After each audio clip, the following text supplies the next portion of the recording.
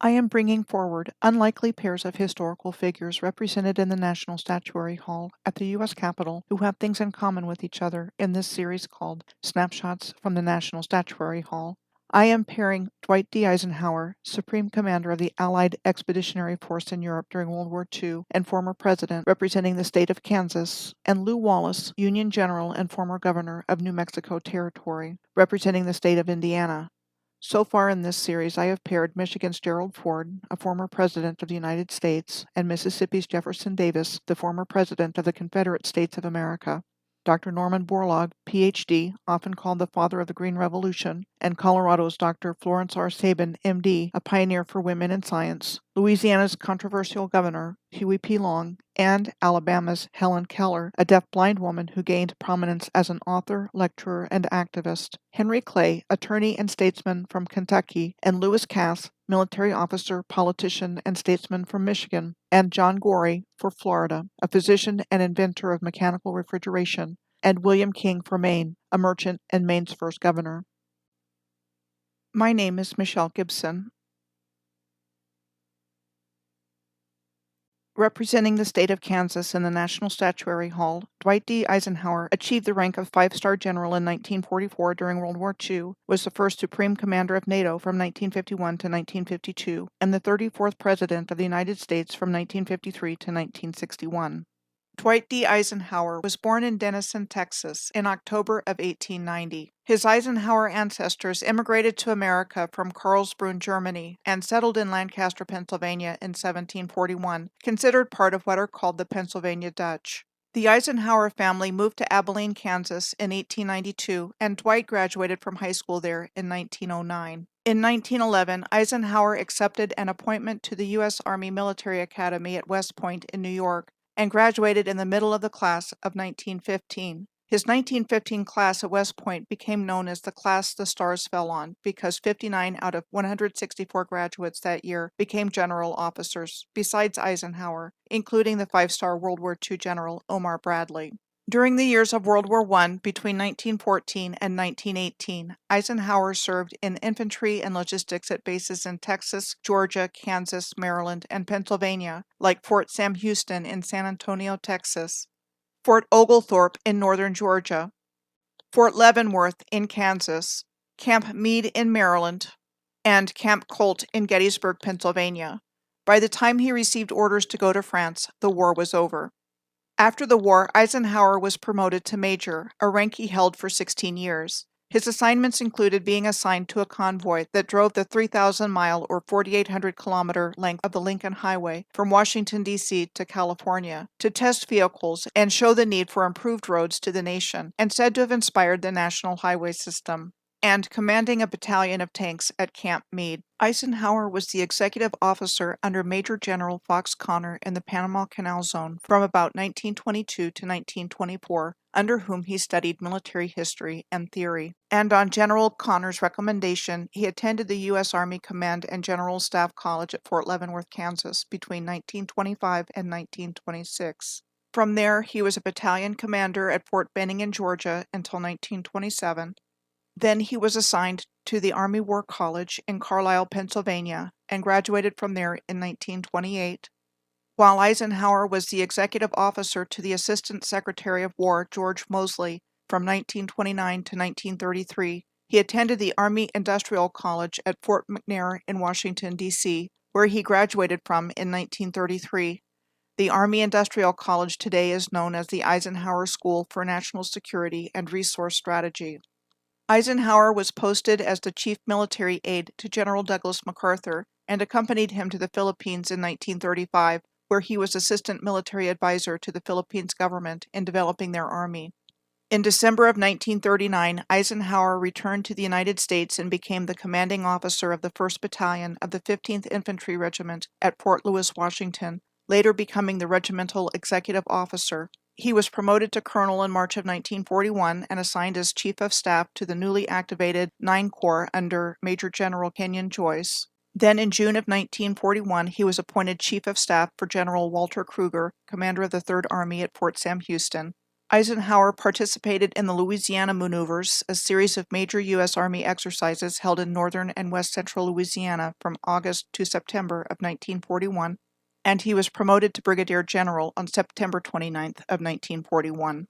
Eisenhower was assigned to the General Staff in Washington, D.C. after the Japanese attack on Pearl Harbor in December of 1941, where he served until June of 1942, with the responsibility to create war plans to defeat Japan and Germany. After going to London in May of 1942 with the commanding general of the Army Air Forces, Lieutenant General Henry Arnold, to assess the effectiveness of the theater command in Europe, he returned to London in June of 1942 as the commanding general of the European Theater of Operations, and was promoted to lieutenant general on July 7th of 1942. Then in November of 1942, Eisenhower was appointed the Supreme Commander, Allied Expeditionary Force of the North African Theater of Operations through the new Allied Expeditionary Force headquarters. Under the command of Lieutenant General Eisenhower, Operation Torch, the Allied invasion of French North Africa took place from the 8th through the 16th of November of 1942 and was planned in the underground headquarters at the Rock of Gibraltar. Gibraltar is a British overseas territory located at the southern tip of the Iberian Peninsula. By December of 1943, President Roosevelt had chosen Eisenhower, by this time a four-star general, to be the supreme Allied commander in Europe. He was tasked with planning and carrying out Operation Overlord, the Allied assault on the coast of Normandy, starting with the D-Day landings on June 6 of 1944. Eisenhower was promoted to the highest officer rank in the Army of five-star general, known as General of the Army, on December 20th of 1944. By the end of the war in Europe, on May 8th of 1945, Eisenhower commanded all Allied forces. After World War II ended, Eisenhower was appointed military governor of the American Occupation Zone and headquartered at the IG Farben building in Frankfurt, the world's largest office building in Europe until the 1950s. Besides documenting evidence of the atrocities of Nazi concentration camps for the Nuremberg trials, he arranged for the distribution of American food and medical equipment in response to the post-war devastation in Germany. Eisenhower went back to Washington, D.C. in November of 1945 to replace General George C. Marshall as Chief of Staff of the Army. Eisenhower became president of Columbia University in 1948, and one of his accomplishments there was establishing the Institute of War and Peace Studies. Eisenhower became the Supreme Commander of NATO in December of 1952 and was given operational command of NATO forces in Europe. He retired from the Army on June 3rd of 1952 and was also elected President of the United States in November of 1952. He held the office of President of the United States from 1953 to 1961. Eisenhower gave his final televised address as president on January 17th of 1961, one in which he raised the issues of the Cold War, the role of the U.S. Armed Forces, and raising the alarm about the need to guard against the unwarranted influence of the military-industrial complex. He was also a published author, writing books about World War II, his presidency, and his personal life. Eisenhower died on March 28th of 1969 at Walter Reed Army Medical Center in Washington, D.C. from congestive heart failure. After numerous viewings of his body around Washington, he was returned to Abilene, Kansas via a special funeral train and laid to rest inside the place of meditation on the grounds of the Eisenhower Presidential Center. As mentioned previously, Union General Lew Wallace and former governor of New Mexico Territory represents the state of Indiana in the National Statuary Hall. He was best known to the general public for writing Ben-Hur, A Tale of the Christ, in 1880. Lew Wallace was born in April of 1827 in Brookville, Indiana. Wallace's father, David, was a graduate of West Point, and after he left the military in 1822, he moved to Brookville, where he became a lawyer and entered politics, serving in the Indiana General Assembly, later becoming the state's lieutenant governor, and a member of Congress.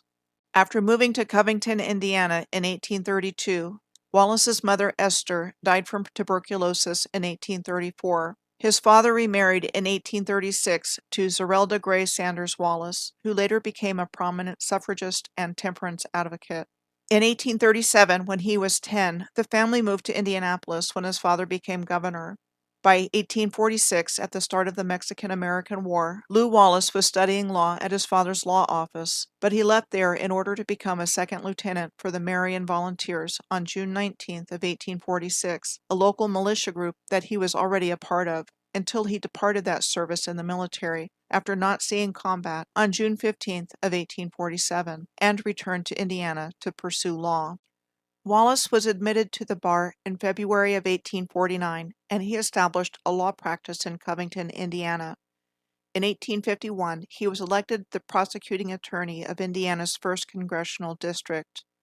From 1849 to 1853, his law office was in the Fountain County Clerk's Building, said to have been built in 1842, and known today as the Lew Wallace Law Office.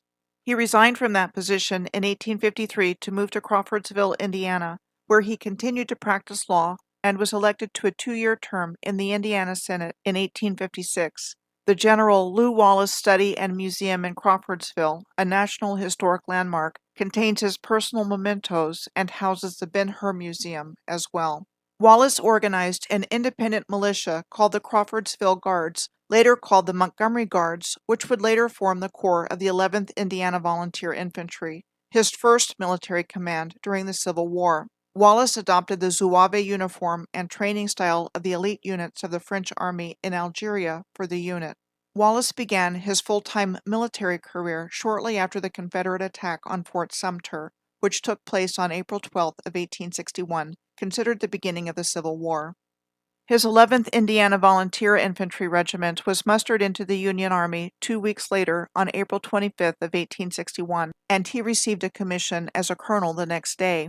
On June 5th of 1861, his regiment won a minor battle at Romney, West Virginia, near Cumberland, Maryland, leading to the Confederate evacuation of Harper's Ferry on June 18th. Wallace was promoted to brigadier general in September of 1861 and given command of a brigade. On February 4th and 5th of 1862, Union troops made their way towards the Confederate Fort Henry on the Tennessee River in western Tennessee. Wallace's brigade was ordered to occupy Fort Hyman, called an uncompleted Confederate fort across the river from Fort Henry. They watched from Fort Hyman as Union troops attacked Fort Henry on February 6th, resulting in a Union victory and the Confederate surrender of Fort Henry. Wallace was left in command of Fort Henry as another general moved troops overland towards Fort Donelson on the Cumberland River. Then on February 13th, Wallace received the order to move out towards the Cumberland River, and his brigades took positions in the center of the Union line, facing Fort Donelson. Wallace's decisions in the battlefield led to checking the Confederate assault and stabilizing the Union defensive line. He was promoted to Major General and became the youngest Major General in the Union Army. Wallace was the 3rd Division commander under General Ulysses S. Grant at the Battle of Shiloh, which took place on April 6th of 1862. There was controversy surrounding Wallace's actions in the field concerning whether or not he followed General Grant's orders that led to a significant setback in his military career, even though overall Shiloh was considered a Union victory because Confederate forces ended up retreating and ended their hopes of blocking the Union advance into northern Mississippi.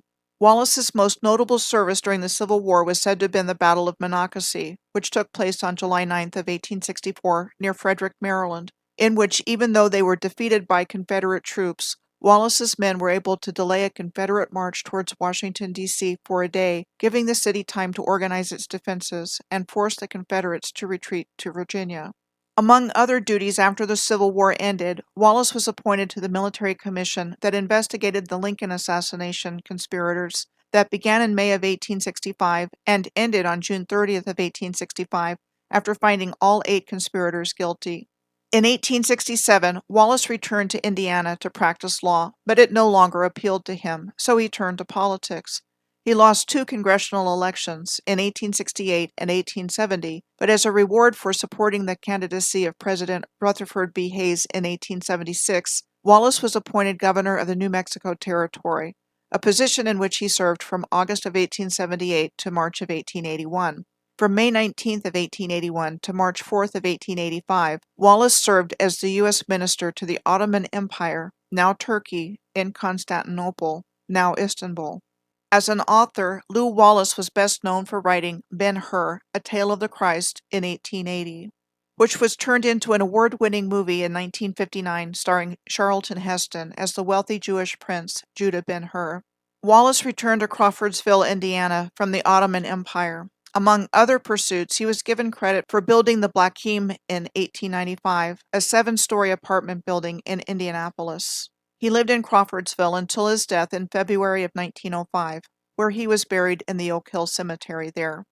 I am bringing forward unlikely pairs of historical figures who are represented in the National Statuary Hall, who have things in common with each other, as mentioned at the beginning of this video. In this pairing, both men didn't see the theater of war they were prepared for, as Eisenhower missed out on the action in Europe in World War I because the war ended as he was receiving his orders to go to France, and Wallace was an officer in a volunteer militia in June of 1846 in readiness to fight in the Mexican-American War, but he never saw combat, leaving volunteer service almost exactly a year later.